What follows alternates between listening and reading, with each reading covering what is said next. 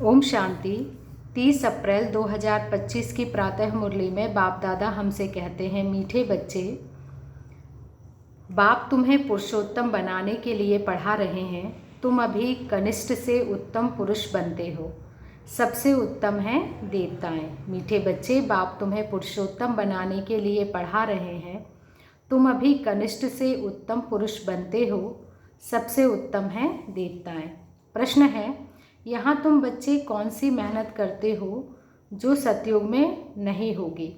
यहाँ तुम बच्चे कौन सी मेहनत करते हो जो सतयुग में नहीं होगी?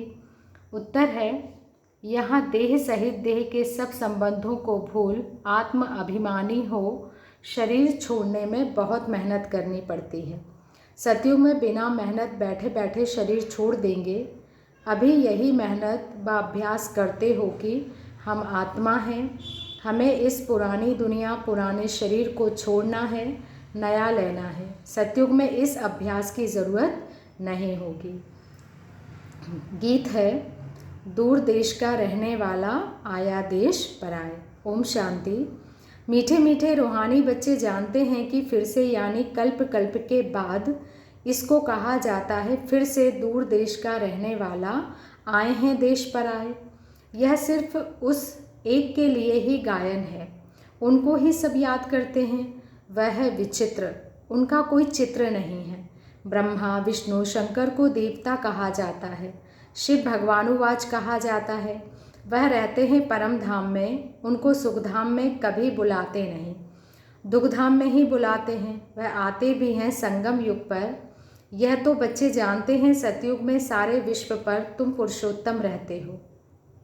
यह तो बच्चे जानते हैं सतयुग में सारे विश्व पर तुम पुरुषोत्तम रहते हो।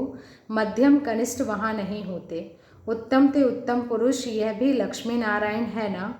इन्हों को ऐसा बनाने वाला श्री श्री शिव बाबा कहेंगे। श्री श्री उस शिव बाबा को ही कहा जाता है। आजकल तो सन्यासी आदि भी अपने को श्री श्री कह देते हैं। तो बाप ही आकर इस सृष्टि को पुरुषोत्तम बनाते हैं। सतयुग में सारे सृष्टि में उत्तम ते उत्तम पुरुष रहते हैं। उत्तम ते उत्तम और कनिष्ठ से कनिष्ठ का फर्क इस समय तुम बच्चे समझते हो। कनिष्ठ मनुष्य अपनी नीचाई दिखाते हैं। अभी तुम समझते हो हम क्या थे, अब फिर से हम स्वर्गवासी पुरुषोत्तम बन रहे हैं। यह है ही संगम युग। तुमको खातरी है कि यह पुरानी दुनिया नहीं बननी है। पुरानी सो नहीं, नई सो पुरानी ज़रूर बनती है। नई को सतयुग, पुरानी को कलयुग कहा जाता है। बाप है ही सच्चा सोना, सच कहने वाला। उनको ट्रुथ कहते हैं, सब कुछ सत्य बताते हैं। यह तो कहते हैं ईश्वर सर्वव्यापी है, वह झूठ है। अब बाबा कहते हैं झूठ ना सुनो, hear no evil, see no evil. राज विद्या की बात अलग है, वह तो है ही अल्पकाल सुख के लिए। बाबा कहते हैं राज विद्या की बात अलग है, वह तो है ही अल्पकाल सुख के लिए। दूसरा जन्म लिया फिर नए सिर पढ़ना पड़े, वह है अल्पकाल का सुख। यह है 21 जन्म 21 पीढ़ी के लिए। पीढ़ी बुढ़ापे को कहा जाता है, वहाँ कभी अकाले मृत्यु नहीं होता। यहाँ तो देखो कैसे अकालु मृत्यु होती रहती है, ज्ञान में भी मर जाते हैं। तुम अभी काल पर जीत पहन रहे हो, जानते हो वह है अमर लोक, यह है मृत्यु लोक। वहाँ तो जब बूढ़े होते हैं तो साक्षात्कार होता है, हम यह शरीर छोड़ जाए बच्चा बनेंगे, बुढ़ापा पूरा होगा और शरीर छोड़ देंगे। नया शरीर मिले तो वह अच्छा ही है ना।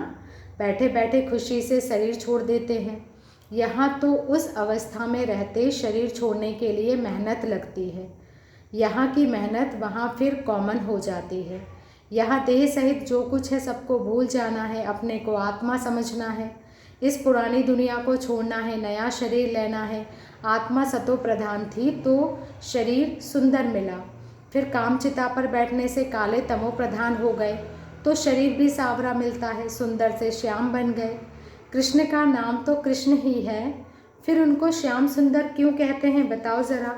बाबा कहते हैं चित्रों में भी कृष्ण का चित्र सावरा बना देते हैं, परंतु अर्थ नहीं समझते। अभी तुम बच्चे समझते हो सतो प्रधान थे तो सुंदर थे, अभी तमो प्रधान श्याम बने हैं। अभी तमो प्रधान श्याम बने हैं। सतो प्रधान को पुरुषोत्तम कहेंगे, तमो प्रधान को कनिष्ठ कहेंगे। बाप तो एवर प्योर है, वह आते ही हैं हसीन बनाने, मुसाफिर है ना, कल्प कल्प आते हैं, नहीं तो पुरानी दुनिया को नया कौन बनाएंगे। यह तो पतित छिछी दुनिया है, इन बातों को दुनिया में कोई नहीं जानते। अब तुम बच्चे जानते हो, बाप हमको पुरुषोत्तम बनाने के लिए पढ़ा रहे हैं, फिर से देवता बनने लिए हम सो ब्राह्मण बने हैं। तुम हो संगम युगी ब्राह्मण। दुनिया यह नहीं जानती कि अब संगम युग है, शास्त्रों में लाखों वर्ष कल्प की आयु लिख दी है। तो समझते हैं कलयुग तो अभी बच्चा है, अभी तुम दिल में समझते हो हम यहाँ आए हैं उत्तम ते उत्तम कलयुगी पतित से सतयुगी पावन मनुष्य से देवता बनने के लिए। ग्रंथ में भी महिमा है, मूत पतीली कपड़ धोए, परंतु ग्रंथ पढ़ने वाले भी अर्थ नहीं समझते हैं। इस समय तो बाप आकर सारी दुनिया के मनुष्य मात्र को साफ करते हैं। तुम उस बाप के सामने बैठे हो, बाप ही बच्चों को समझाते हैं। यह रचता और रचना की नॉलेज और कोई जानता ही नहीं। बाप ही ज्ञान का सागर है, वह सत्य है, चैतन्य है, अमर है, पुनर्जन्म रहित है, शांति का सागर, सुख का सागर, पवित्रता का सागर है। उनको ही बुलाते हैं कि आकर यह वर्षा दो। तुमको अभी बाप 21 जन्मों के लिए वर्षा दे रहे हैं। यह है अविनाशी पढ़ाई, पढ़ाने वाला भी अविनाशी बाप है। आधा कल्प तुम राज्य पाते हो, फिर रावण राज्य होता है। आधा कल्प है राम राज्य, आधा कल्प है रावण राज्य। प्राणों से प्यारा एक बाबा ही है, क्योंकि वही तुम बच्चों को सब दुखों से छुड़ाए अपार सुख में ले जाते हैं। तुम निश्चय से कहते हो वह हमारा प्राणों से प्यारा पारलौकिक बाप है। प्राण आत्मा को कहा जाता है। सब मनुष्य मात्र उनको याद करते हैं, क्योंकि आधा कल्प के लिए दुख से छुड़ाए शांति और सुख देने वाला बाबा ही है। तो प्राणों से प्यारा हुआ ना। तुम बच्चे जानते हो सतयुग में हम सदा सुखी रहते हैं, बाकी सब शांति धाम में चले जाएंगे। फिर रावण राज्य में दुख शुरू होता है, दुख और सुख का खेल है। मनुष्य समझते हैं यहाँ ही अभी अभी सुख है, अभी अभी दुख है, परंतु नहीं।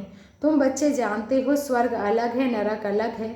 स्वर्ग की स्थापना बाप राम करते हैं, नरक की स्थापना रावण करते हैं, जिसको वर्ष वर्ष जलाते हैं, परंतु क्यों जलाते हैं, क्या चीज़ है, कुछ नहीं जानते। कितना खर्चा करते हैं, कितनी कहानियाँ बैठ सुनाते हैं। राम की सीता भगवती को रावण ले गया, मनुष्य भी समझते हैं ऐसा हुआ होगा। अभी तुम सबका ऑक्यूपेशन जानते हो, ऑक्यूपेशन काम जानते हो। यह तुम्हारी बुद्धि में नॉलेज है। सारे विश्व की हिस्ट्री ज्योग्राफी को कोई भी मनुष्य मात्र नहीं जानेंगे, नहीं जानते होंगे। बाबा ही आकर जानते हैं, बाप ही जानते हैं। उनको वर्ल्ड का रचयिता भी नहीं कहेंगे, वर्ल्ड तो है ही। बाप सिर्फ आकर नॉलेज देते हैं कि यह चक्र कैसे फिरता है। भारत में लक्ष्मी नारायण का राज्य था, फिर क्या हुआ, देवताओं ने कोई से लड़ाई की क्या, कुछ भी नहीं। आधा कल्प बाद रावण राज्य शुरू होने से देवताएं वाम मार्ग में चले जाते हैं। बाकी ऐसे नहीं कि युद्ध में कोई ने हराया, लश्कर आदि की कोई बात नहीं। न लड़ाई से राज्य पाते न गवाते। यह तो योग में रह पवित्र बन पवित्र राज्य तुम स्थापन करते हो। बाकी हाथ में कोई चीज़ नहीं है। यह है डबल अहिंसा। एक तो पवित्रता की अहिंसा, दूसरा तुम किसी को दुख नहीं देते हो। सबसे कड़ी हिंसा है काम कटारी की, जो ही आदि मध्य अंत दुख देती है। रावण के राज्य में ही दुख शुरू होता है, बीमारियां शुरू हो जाती हैं। कितनी ढेर बीमारियां हैं, अनेक प्रकार की दवाइयां निकलती रहती है, रोगी बन पड़े हैं ना। तुम इस योग बल से 21 जन्मों के लिए निरोगी बनते हो। वहाँ दुख व बीमारी का नाम निशान नहीं रहता। उसके लिए तुम पढ़ रहे हो। बच्चे जानते हैं भगवान हमको पढ़ाकर भगवान भगवती बना रहे हैं। पढ़ाई भी कितनी सहज है, आधा पौना घंटे में सारे चक्र का नॉलेज समझा देते हैं। 84 जन्म भी कौन कौन लेते हैं, यह तुम बच्चे जानते हो। भगवान हमको पढ़ाते हैं, वह है ही निराकार, सच्चा सच्चा उनका नाम है शिव। कल्याणकारी है ना, सर्व का कल्याणकारी, सर्व का सद्गति दाता है। ऊंचे ते ऊंचा बाप, ऊंचे से ऊंचा मनुष्य बनाते हैं। बाप पढ़ाकर होशियार बनाए, अब कहते हैं जाकर पढ़ाओ। इन ब्रह्मा कुमार कुमारियों को पढ़ाने वाला शिव बाबा है।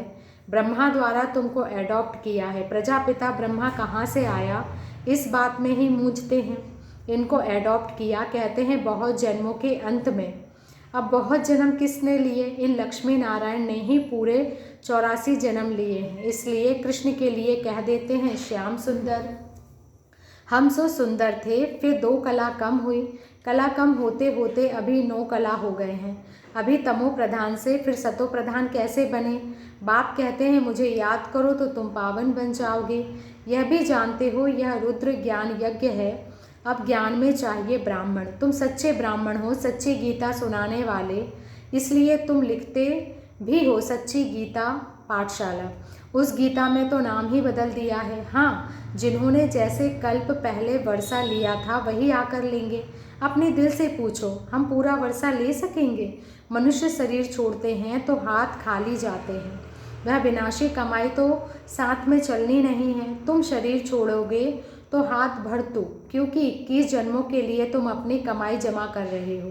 मनुष्यों की तो सारी कमाई मिट्टी में मिल जाएगी। इससे तो हम क्यों ना ट्रांसफ़र कर बाबा को दे देवें। जो बहुत दान करते हैं वह तो दूसरे जन्म में साहूकार बनते हैं। ट्रांसफ़र करते हैं ना। अभी तुम 21 जन्मों के लिए नई दुनिया में ट्रांसफ़र करते हो। तुमको रिटर्न में 21 जन्मों के लिए मिलता है। वह तो 1 जन्म के लिए अल्पकाल के लिए ट्रांसफ़र करते हैं। तुम तो ट्रांसफ़र करते हो 21 जन्मों के लिए। बाप तो है ही देव, बाप तो है ही दाता। यह ड्रामा में नूद है। जो जितना करते हैं वह पाते हैं। वह इनडायरेक्ट दान पुण्य करते हैं तो अल्पकाल के लिए रिटर्न मिलता है। यह है डायरेक्ट। अभी सब कुछ नई दुनिया में ट्रांसफ़र करना है इनको। ब्रह्मा को देखा, कितनी बहादुरी की। तुम कहते हो सब कुछ ईश्वर ने दिया। अब बाप कहते हैं यह सब हमको दो। हम तुमको विश्व की बादशाही देते हैं। बाबा ने तो फट दे दिया, सोचा नहीं, फुल पावर दे दी। हमको विश्व की बादशाही मिलती है, वह नशा चढ़ गया। बच्चों आदि का कुछ भी ख्याल नहीं किया। देने वाला ईश्वर है तो फिर किसी का रिस्पॉन्सिबल थोड़ी ही रहें। देने वाला ईश्वर है तो फिर किसी का रिस्पॉन्सिबल थोड़ी ही रहे। 21 जन्म के लिए ट्रांसफ़र कैसे करना होता है, इस बाप को, ब्रह्मा बाबा को देखो। Follow father. प्रजापिता ब्रह्मा ने किया ना। ईश्वर तो दाता है, उसने इनसे कराया। तुम भी जानते हो हम आए हैं बाप से बादशाही लेने। दिन प्रतिदिन टाइम थोड़ा होता जाता है। आफतें ऐसी आएंगी बात मत पूछो। व्यापारियों का सांस तो मुट्ठी में रहता है, कोई जमघट ना आ जाए। सिपाही का मुंह देख मनुष्य बेहोश हो जाते हैं। आगे चल बहुत तंग करेंगे। सोना आदि कुछ भी रखने नहीं देंगे। बाकी तुम्हारे पास क्या रहेगा? पैसे ही नहीं रहेंगे तो कुछ खरीद कर सको। नोट आदि भी चल ना सके। राज्य बदल जाता है। पिछाड़ी में बहुत दुखी हो मरते हैं। बहुत दुख के बाद फिर सुख होगा। यह है खूने नाहक खेल। नेचुरल कैलेमिटीज़ भी होगी। बाबा कहते हैं इससे पहले बाप से पूरा वर्षा तो लेना चाहिए ना। भल घूमो फिरो, सिर्फ बाप को याद करते रहो तो पावन बन जाएंगे। बाकी आफतें बहुत आएंगी, बहुत हाय हाय करते रहेंगे। तुम बच्चों को अभी ऐसी प्रैक्टिस करनी है जो अंत में एक शिव बाबा ही याद रहे। तुम बच्चों को अभी ऐसी प्रैक्टिस करनी है जो अंत में एक शिव बाबा ही याद रहे। उसकी याद में ही रहकर शरीर छोड़ें और कोई मित्र संबंधी आदि याद ना आए। यह प्रैक्टिस करनी है। बाप को ही याद करना है और नारायण बनना है। यह प्रैक्टिस करनी है। बाप को ही याद करना है और नारायण बनना है। यह प्रैक्टिस बहुत करनी पड़े, नहीं तो बहुत पछताना पड़ेगा। और कोई की याद आई तो नापास हुआ। जो पास होते वही विजयमाला में पिरोए जाएंगे। अपने से पूछना चाहिए बाप को कितना याद करते। कुछ भी हाथ में होगा तो वह अंतकाल याद आएगा। हाथ में नहीं होगा तो याद भी नहीं रहेगा या याद भी नहीं आएगा। बाप कहते हैं हमारे पास तो कुछ भी नहीं है, वह हमारी चीज़ नहीं है। उस नॉलेज के बदले यह ले लो। 21 जन्म के लिए वर्षा मिल जाएगा, नहीं तो स्वर्ग की बादशाही गवा देंगे। तुम यहाँ आते ही हो बाप से वर्षा लेने। पावन तो ज़रूर बनना पड़े, नहीं तो सजा खाकर हिसाब किताब चुकतो कर जाएंगे। पद कुछ नहीं मिलेगा। श्रीमत पर चलेंगे तो कृष्ण को गोद में लेंगे। कहते हैं ना, कृष्ण जैसा पति मिले व बच्चा मिले। कोई तो अच्छी रीति समझते, कोई तो फिर उल्टा सुल्टा बोल देते हैं। बाबा कहते हैं कोई तो अच्छी रीति समझते हैं, कोई तो फिर उल्टा सुल्टा बोल देते हैं। अच्छा, मीठे मीठे सिकिलते बच्चों प्रति माता पिता बाप दादा का याद प्यार और गुड मॉर्निंग। रूहानी बाप की रूहानी बच्चों को नमस्ते और हम रूहानी बच्चों की रूहानी माता पिता बाप दादा को याद प्यार और गुड मॉर्निंग। धारणा के लिए मुख्य सार में बाबा कहते हैं, पहला पॉइंट है, जैसे ब्रह्मा बाबा ने अपना सब कुछ ट्रांसफ़र कर फुल पावर बाप को दे दी, सोचा नहीं, ऐसे फॉलो फादर कर 21 जन्मों की प्रारब्ध जमा करनी है। दूसरा पॉइंट है, प्रैक्टिस करनी है, अंतकाल में एक बाबा के सिवाय और कोई भी चीज़ याद ना आए। हमारा कुछ नहीं, सब बाबा का है। हमारा कुछ नहीं, सब बाबा का है। अल्फ और बे इसी स्मृति से पास हो विजय माला में आना है। वरदान है, मनसा पर फुल अटेंशन देने वाले चढ़ती कला के अनुभवी विश्व परिवर्तक भव। मनसा पर फुल अटेंशन देने वाले चढ़ती कला के अनुभवी विश्व परिवर्तक भव। अब लास्ट समय में मनसा द्वारा ही विश्व परिवर्तन के निमित्त बनना है, इसलिए अब मनसा का एक संकल्प भी व्यर्थ हुआ तो बहुत कुछ गवाया। एक संकल्प को भी साधारण बात ना समझो। वर्तमान समय संकल्प की हलचल भी बड़ी हलचल गिनी जाती है, क्योंकि अब समय बदल गया, पुरुषार्थ की गति भी बदल गई, तो संकल्प में ही फुल स्टॉप चाहिए। जब मनसा पर इतना अटेंशन हो तब चढ़ती कला द्वारा विश्व परिवर्तक बन सकेंगे।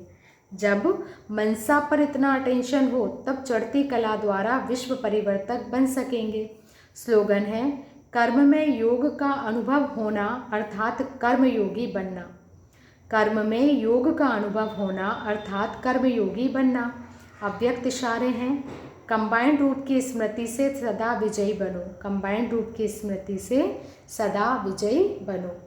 आप और बाप इस कंबाइंड रूट का अनुभव करते सदा शुभ भावना, श्रेष्ठ कामना, श्रेष्ठ वाणी, श्रेष्ठ दृष्टि, श्रेष्ठ कर्म द्वारा विश्व कल्याणकारी स्वरूप का अनुभव करो तो सेकंड में सर्व समस्याओं का समाधान कर सकेंगे। सदा एक स्लोगन याद रखना, ना समस्या बनेंगे, ना समस्या को देख डगमग होंगे। स्वयं भी सावधान स्वरूप रहेंगे और दूसरों को भी सावधान देंगे। न समस्या बनेंगे, न समस्या को डगमग होंगे। स्वयं भी सावधान स्वरूप रहेंगे और दूसरों को भी सावधान देंगे। यह स्मृति सफलता स्वरूप बना देगी। अच्छा, ओम शांति। शुक्रिया बाबा, शुक्रिया।